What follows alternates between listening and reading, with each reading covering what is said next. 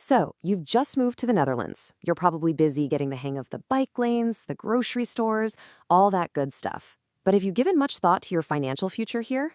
Well, today we're going to break down one of the most important and, let's be honest, kind of confusing topics for any expat, the Dutch pension system.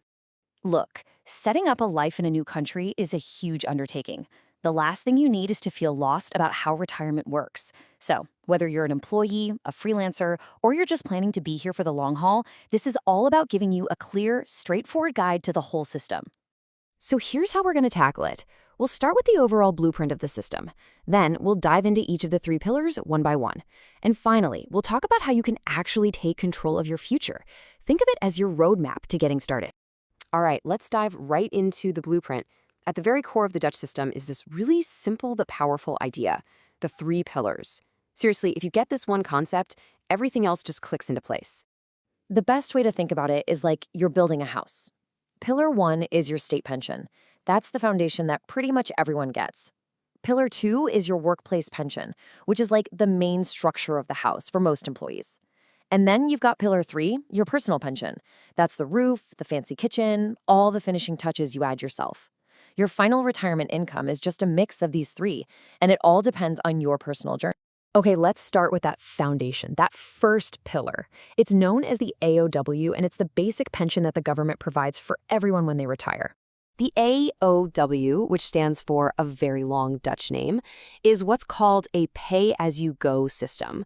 And what does that actually mean? It just means that the people working today are paying for the pensions of the people who are retired today. It's a big collective system that covers just about anyone who lives or works in the Netherlands. You know, the way you build this up is actually super straightforward. For every single year you live or work in the Netherlands between the ages of 15 and 65, you build up 2% of a full state pension. So if you're here for 50 years, you get the full 100%. Yep, it's really that simple. Okay, so what are we talking about in terms of actual money? Well, if you're single, you're looking at about 70% of the net minimum wage, roughly €1,000 a month. If you live with a partner, you each get about 50%, so around €700 each. Think of it as a basic safety net. It's not meant to be a luxury retirement, but it's a solid start. All right, so that's the foundation. Now let's build on it with a second pillar. And this is where things get really interesting, because this is a huge and kind of unique part of the Dutch system. For most people with a job, this is where the real money for retirement comes from. And just look at this. It shows you how widespread this is. A whopping 90% of employees in the Netherlands are covered by a workplace pension plan. Now, it's not legally required for every single company, but what happens is the government often makes it mandatory for whole industries, so you end up with massive coverage. And to give you an idea of just how massive this is, back in 2008, these funds were already managing over 700 billion euros. That was more than the entire country's GDP at the time. Today, that number is well over 1.5 trillion. It's an absolutely enormous, capital-funded system. And this part is absolutely crucial. These pension funds are not part of the companies where people work. They are totally separate, legally and financially. They're nonprofits. This is a huge protection for you, because if your company, heaven forbid, goes belly up, your pension money is completely separate and safe. Okay, and this is where that nonprofit thing really shines. Efficiency. Just look at these numbers. Because these funds are so huge and not trying to make a profit, their costs are incredibly low. They might need about 3.5% of what you put in for administration. Compare that to a commercial insurer, where it can be over 25%. That means way more of your money is actually working for your retirement, not paying for fancy offices or marketing. Okay, so we've got the state foundation and the workplace powerhouse. But what if that's not enough for you? Or what if you don't even have a workplace pension? Well, that's where Pillar 3 comes in, your personal plan. This one is all on you. It's about your own personal choices and taking responsibility for adding more to your retirement pot. It's made up of all kinds of private, individual products that you set up yourself.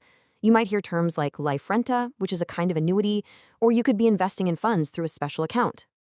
And listen up, because if you're self-employed, a freelancer, an entrepreneur, a ZZP'er, as they say here, this pillar isn't just a nice to have. It's absolutely essential.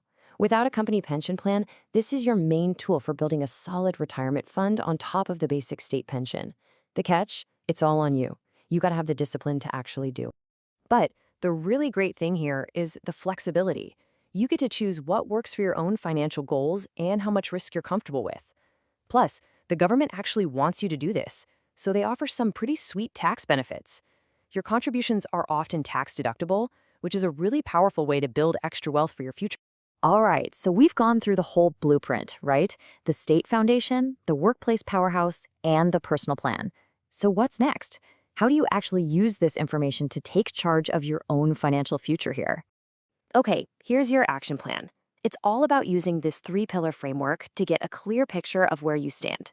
First, just take a look at your whole situation. Figure out what you're already building up in pillars 1 and 2. Then, start exploring your options for pillar 3, especially if you're self-employed or you feel like there might be a gap. Definitely look into those tax benefits. And hey, don't ignore those annual statements you get from pension providers. They're actually really useful. Look, the Dutch system is one of the best in the world, but it's not going to manage itself for you. It needs you to be involved. So I'll leave you with this question. Now that you understand the blueprint, are you actively building the retirement plan that's going to support the future you really want?